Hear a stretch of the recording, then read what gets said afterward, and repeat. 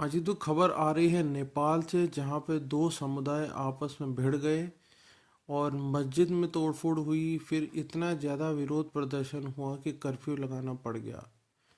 बात सिर्फ ये थी कि आपस में इन लोगों ने कोई पोस्ट जाहिर करी। जो पोस्ट थी वो इतनी ज़्यादा वायरल हो गई कि लोगों का कह लो खून उबल गया, और ये फिर से वैसा ही नेपाल का माहौल बन गया जो कुछ समय पहले जेनजी जो वहाँ पे हुआ था, उसी को कह लो या उसी के मद्देनज़र कर लो कि लोग फिर से रोड पर उतरे हैं। और उसकी ही बदौलत आप ये समझ लो कि फिर से उस तरीके से ही माहौल बन गया और तोड़फोड़ हुई, मस्जिद में तोड़फोड़ हुई, आपस में लोग लड़े और उसका खामियाजा आम लोगों ने भुगता और बाद में इन्हें कर्फ्यू लगाना पड़ा। तो मामला सारा ये है जी, वहाँ पे एक गुट ने दूसरे गुट के खिलाफ कोई शेयर कर दिया पोस्ट।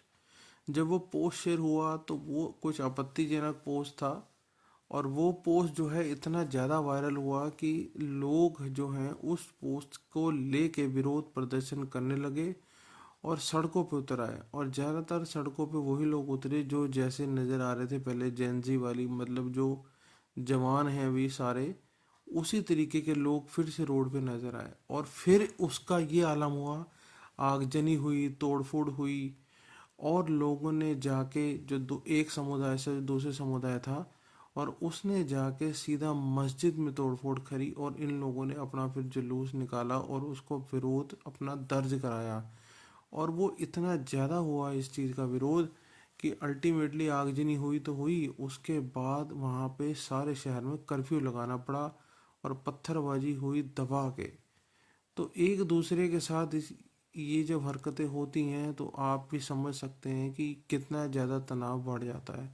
और ये जो सारा तनाव हो रहा है, ये बिल्कुल भारत के नाल जो साथ में लगती है सीमा, बिल्कुल वहाँ पे विवाद चल रहा है। क्योंकि ऐसा होता है इस समय जो है भारत और नेपाल की सीमा पे भी बहुत ज़्यादा सख्ताई बरती जा रही है कि वहाँ से इधर उधर ना हो जाए कुछ चीज़ें, कुछ लोग।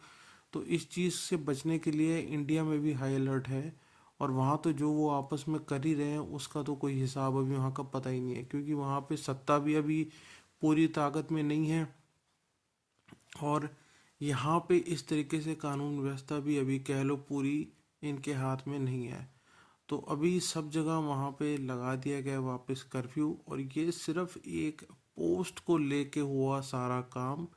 तो आप समझ सकते हैं कि स्थिति क्या बन गई होगी।